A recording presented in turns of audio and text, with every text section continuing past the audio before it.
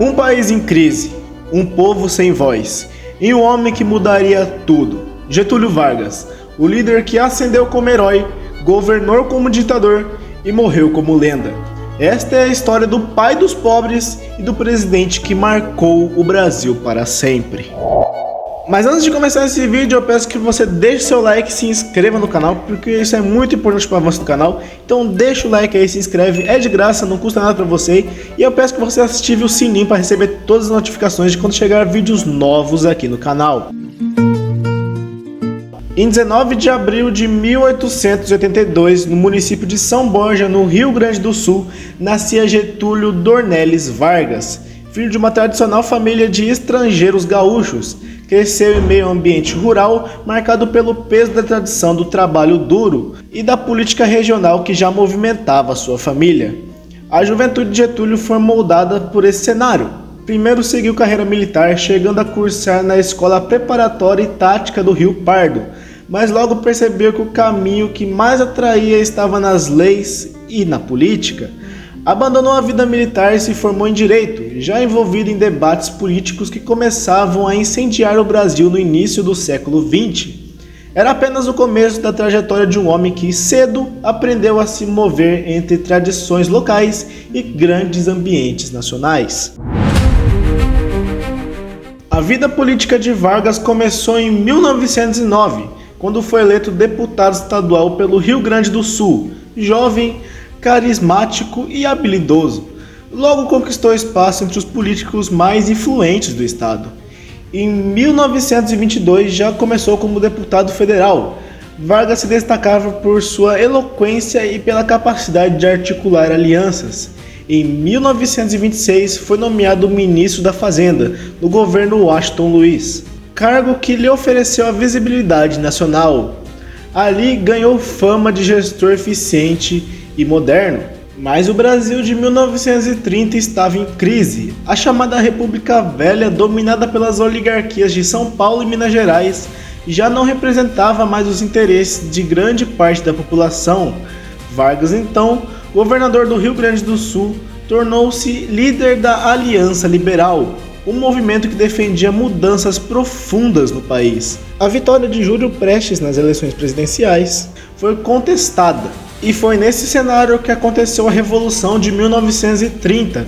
Tropas marcharam contra o governo. Washington Luiz, presidente da época, foi deposto. E em 3 de novembro daquele ano, Getúlio Vargas assumiu a presidência do Brasil. E de lá não sairia tão cedo. Os primeiros anos de Vargas no poder foram marcados por profundas mudanças. Ele assumiu em caráter provisório, mas rapidamente centralizou o poder, criou ministérios, modernizou a economia e iniciou um processo de industrialização que mudaria a face do Brasil da época. Em 1934, uma nova Constituição foi promulgada. Vargas foi eleito presidente pela Assembleia Constituinte, mas as tensões políticas e sociais só aumentavam. Grupos comunistas como a Intentona Comunista de 1935 e movimentos de inspiração fascista como a Ação Integralista Brasileira desafiavam o governo. Em 1937, Vargas deu um golpe definitivo. Fechou o Congresso, anulou a Constituição e instaurou o Estado Novo, um regime ditatorial que lhe daria poder absoluto. Sobre esse regime, criou leis trabalhistas, como a CLT, garantiu o direito de trabalhadores urbanos e forneceu o papel do Estado na economia. Mas em troca impôs censura, perseguição a opositores e um controle ferrenho sobre a imprensa. Foi uma era de grandes avanços sociais, mas também de autoritarismo.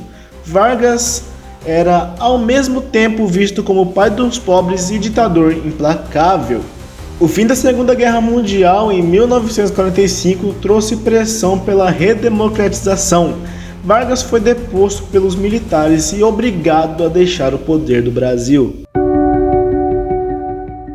Longe do poder, Vargas se recolheu a São Borja, cidade onde nasceu.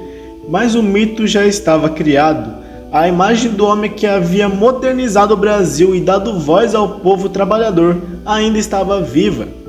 Em 1950, Getúlio Vargas voltou ao cenário político com força total, concorrendo à presidência. foi eleito por voto direto do povo, assumindo em 1951. Desta vez não era um ditador, era um líder escolhido democraticamente. Seu governo, no entanto, enfrentou enormes desafios. A economia estava em crise, a inflação crescia e os Estados Unidos estavam pressionando o Brasil pela plena Guerra Fria.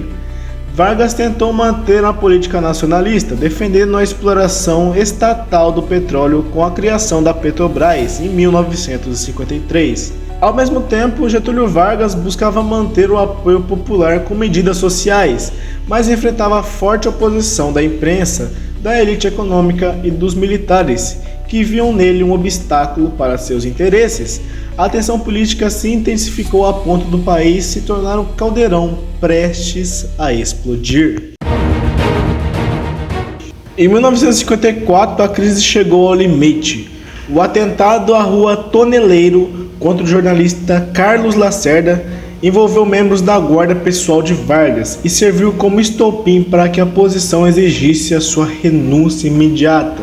Carlos Lacerda era opositor de Vargas. Pressionado por militares e políticos, Getúlio se viu encurralado.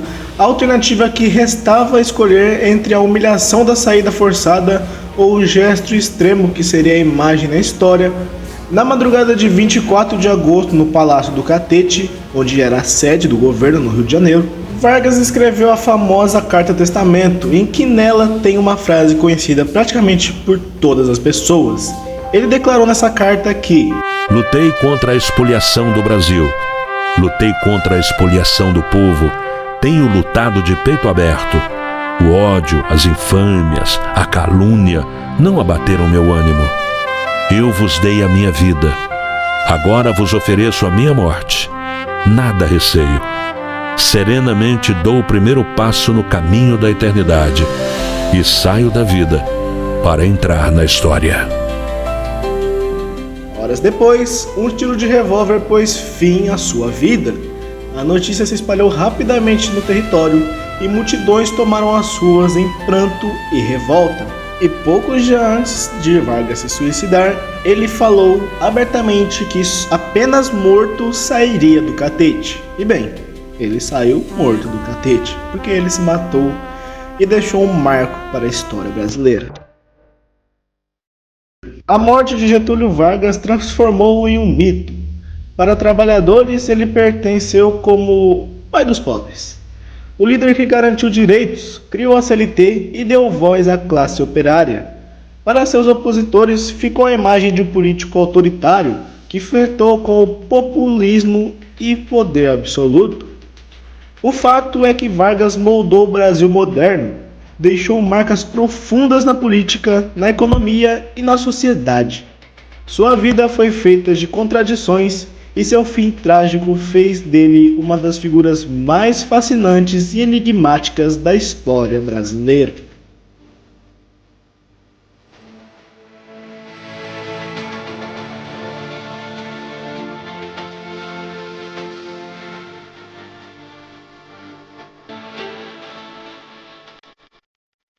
E sai da vida para entrar na história.